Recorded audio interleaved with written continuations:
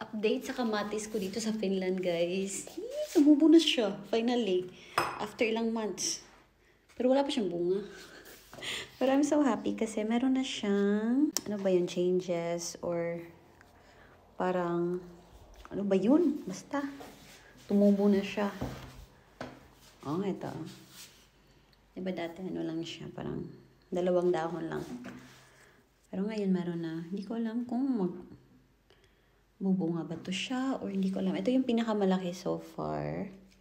At tinanggalan ko siya ng mga, yung parang dahon niya before. Kasi sabi ng mother ko, tatanggalan daw para makafocus yung nutrients dun sa ibang branch or dahon. Anyway, at ito naman, yung mga walang laman.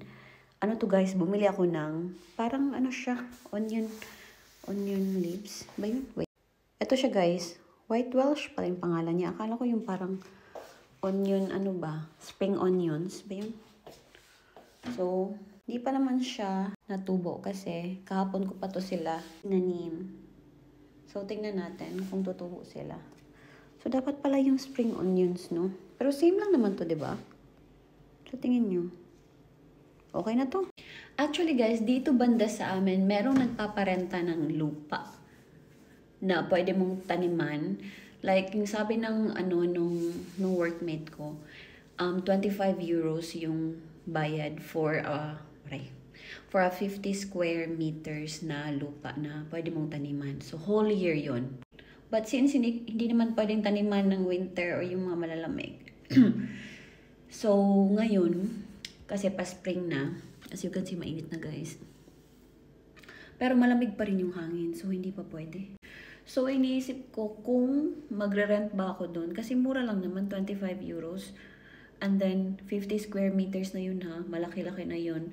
For yung parang tanim-tanim lang.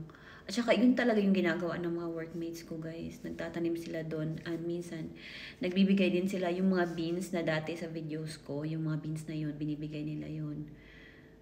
Kaso, ang problema ko, medyo malayo siya sa apartment namin. Hindi naman siya super light talaga, pero kailangan mo pang mag-bike, ganun.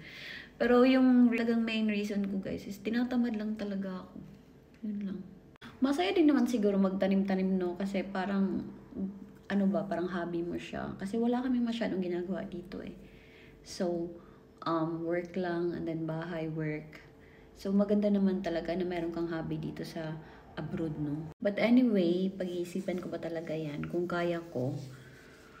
Pero kung hindi, dito na lang ako guys, sa may balcony kasi kami dito. Tapos, gagawin ko na lang siyang mini garden kung hindi na talaga malamig yung panahon.